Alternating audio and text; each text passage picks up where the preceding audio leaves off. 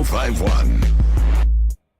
Bow 1051 is the Breakfast Club. We got a special guest in the building today. A legend. Yeah. Let's call it what it is. This is exciting. This is my very first time ever meeting DMX. So That's I'm what's up. excited That's about what's it. DMX. Yeah. Listen, I was in Miami and I was leaving Live. Uh-huh. And I was like making a joke because I saw you walking in, but I didn't know it was really you. I was like, look at DMX going in to Live. Yeah. And then later on, It was like, really DMX. was Ended at up Live. blowing it down. That's right. Now, You don't strike me as the live type, man. Nah, I just happened to, stumble across it, you know what I'm saying? Yeah. Turned out to be popping, too. Yeah, okay. Now, let me tell you about DMX. DMX was probably one of the artists that saved Def Jam back in the day when Def Jam was going down, and he saved Def Jam with the cruddy raps. But let me tell you how generous DMX was. Okay. This is when I was producing. DMX flew me down to L.A. When he was shooting a movie. And we did about 4 or 5 tracks. But the reason I knew DMX was so big is in the middle of the movie, he stopped filming. It was like, Envy, let's go fly helicopters. And we went to the store. We bought remote control helicopters and started flying helicopters in the middle of the set. Now, who was the guy that you were doing the film with at the time? Asian actor. Jet Li. Jet Li. Asian actor. Yeah, let me tell you. Oh, yeah, a little guy named Jet Li. Hold on. Jet Li was a little guy because Jet Li had to wait there in his trailer for 4 hours, 5 hours until DMX stopped. Priorities. And stopped doing these helicopters. Priorities. And I said, this guy is crazy. But we did it for like 4 or 8 hours, and Jet Li just sat there and waited. Hey, he's cool. He's fine with it. Yeah. And I really enjoyed your reality show when you had the reality show on television. Yeah, thank you. Yeah, you did some wild We things. just did a new one, Celebrity Couples. Oh, really? Yeah. Yeah, you and your, I don't want, is it wife, ex-wife? Ex-wife. Okay. Yeah, Soulmate, though. Yeah, exactly. We still like the best of friends, you know what I'm saying? You know, that's never going to change, man. I'm grateful for that.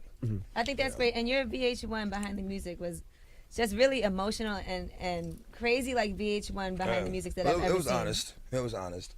I mean, a lot of people are afraid of honesty. You know what I'm saying? They're afraid to show who they are, because they think it, makes them look weak or whatever, or, well, we all have flaws, man. You know what I'm saying? Anybody who tries to act like they don't, it's full of, well, you know what they're full of. Yeah. That's why I always say you were so necessary because you do come with a lot of honesty and a lot of truth. Yeah. But a lot of times that has been, the gift and the curse for you. Exactly. That's exactly what it's always been. It's always been. And I've said that so many times in so many songs over the years, blessed with the curse. Blessed with the curse. I'm not going to lie, I didn't know if you were going to really show up today. Really? I was like, I don't know if DMX is going to show up for this show. Aww. I don't know why. I just have this perception because I guess from watching the reality show, you could be at 7-Eleven cooking things in the microwave.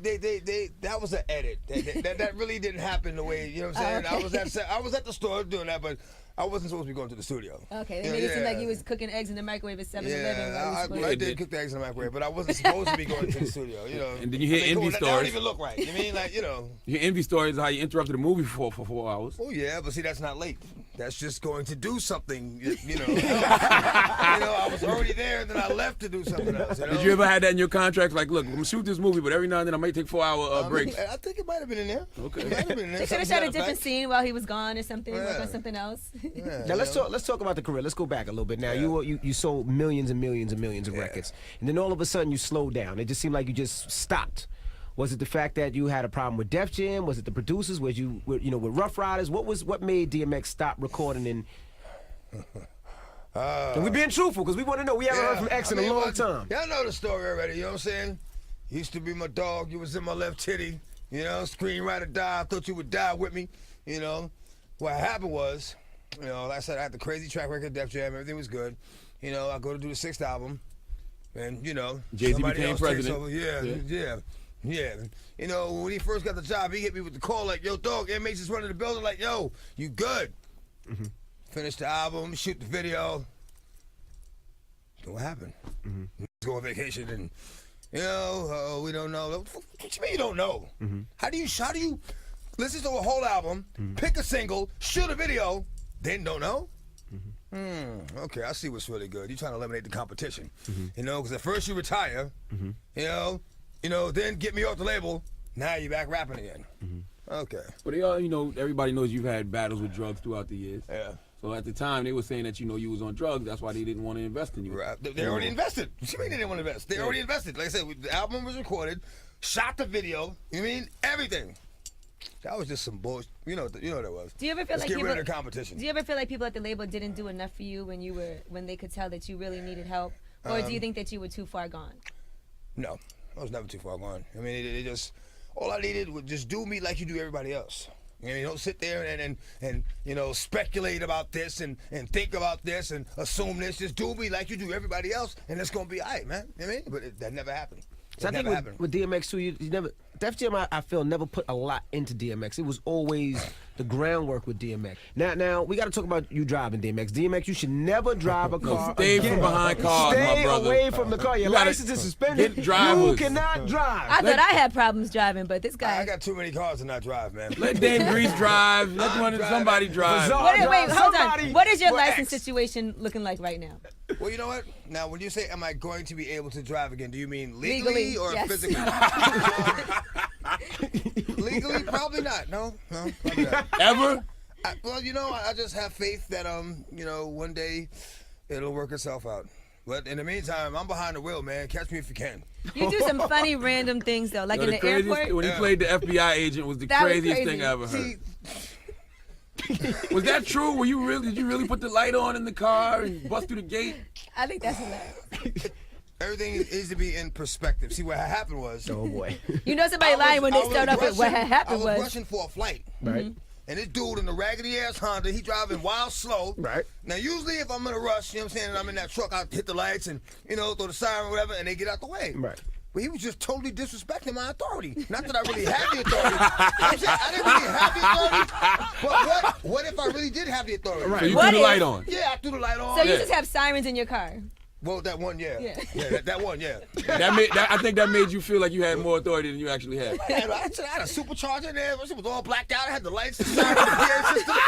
The authority. Damn right I had authority. Now you don't think the guy was like, "That's DMX." He's No, not a he cop. didn't see me at first. I told him, I said, well, windows were tinted, everything. So then I just ran around, I pulled him, cut him off, jumped out the car, like, yo. All right, I might have asked for his license. I don't remember. I might have asked for his license. You know, Oh man. and then the lady, you know, the lady in the parking lot that be driving around in the golf cart at the airport. Yeah. I was like, The yo, golf cart. call the police on this dude. You know what I'm saying? Da-da-da. I might have said, you know, something to the effect that I am the police. Yeah, something like that. All this while you're rushing to catch a flight, but you have time to stop somebody, pull them over, Yeah. get their license. You know what? Because anger gets the best of me sometimes. Oh, okay. You know, and when I get angry to a certain point, nothing else matters. Right. And I really want to snatch him out the car and just, you know, duff him out like police really do. You know? Right. But, Gosh.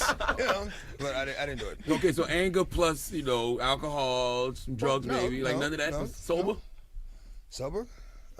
It should have 6 o'clock in the morning. Of course I was sober. Okay. Or But maybe you have hungover. you have also said that you do suffer from bipolar disorder. I didn't say that. Oh, you didn't? Because I read that somewhere. Awkward. Hold on, let me Google But this you know right what, though? now. That's what they do when they man. can't figure somebody out. Yeah. They say he's bipolar, he got Yeah. ADHD. Yeah, a whole bunch of random letters. Now also Ja Rule. Did you ever have a problem with Ja Rule? Did Of I course ever we have a did. problem We with know that? that. Everybody Now, knows he had a what problem was with the Ja problem with Ja? Did you feel like he was stealing your style, everything? Something like that. I'd rather not. But you like, guys were gonna do an album together. Do you know how big Oh, that? yeah, we The Murder were. Inc. You guys are like you in remember a how group. big That was album Irv would've been? Gotti's idea. It was gonna be me, John, and Jay-Z. That would I have been a remember crazy that. album. You guys Right. did one song together. Yeah, Like, and you know, figured we couldn't really. Get in the studio. Egos. That, yeah. what about Leo Cohen? Because he spoke very highly of you on the I like Behind the Leo. Music. I like Leo. Those are the. Def Jam, that was like a really That was great the last real label of hip hop.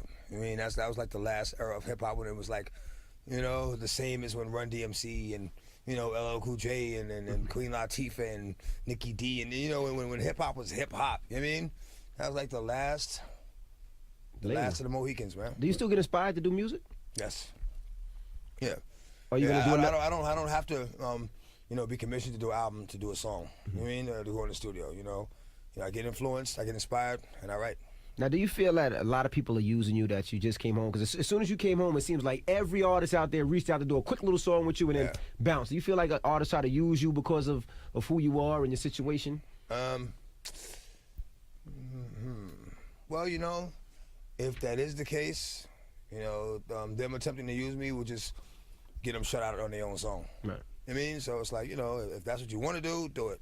But if I don't feel a song or the artist, I'm not gonna do it. You know what I'm saying? I think it's a positive thing though that you could go away and then come back and artists are still like, that's who I want to work with. That means they're inspired by you. Like I know Machine Gun Kelly in particular. Yeah, I like it. Waka Flocka too. Yeah, Machine Gun Kelly, you guys actually somebody, are you working on a mixtape together or something like that? No, but you did a song together. Yeah, we did a song and he together. did say that you were like his #1 inspiration. Yeah, we had a great vibe in the studio too. Now, You know? Machine Gun Kelly seemed like somebody you would diss. Like you like, I'm not rocking with this No. dude. Why? I mean, you know, I'm not into the, you know, just for nothing type of shit. You know, I don't do that. You know what I'm saying? You know, there has to be a reason. It has to be, you know, something that was done to me. You know, Lyrically, I wouldn't think you would like Machine Gun Kelly. He's a nice guy. great energy. Yeah, great energy. But lyrically, I wouldn't think you would want to rock with him on a record. What y'all saying? He's whack or something? He is whack. I like That's his all. song. That's his Machine Gun faith. Kelly's not Absolutely. whack. He's not No, whack. I don't think he's nice. Not lyrically. whack. Nah. He's not He's whack. better than 80% of the rappers out there. That's And a you stretch. like that song Wild Boys that he did? I like Wild Boys because it fits him. It's his energy. I know what type of energy him and Flocka that fits. So who do you think is nice? Right Lyrically. now? Yeah, lyrically. He likes Evidently, Rick I'm Ross. missing something. My favorite new guy right now is I like Jeezy. I like French likes 2 Montana. I Chainz. like 2 Chainz. Jeezy? I like Meek Mill. I think Meek Like Mill J. is Cole.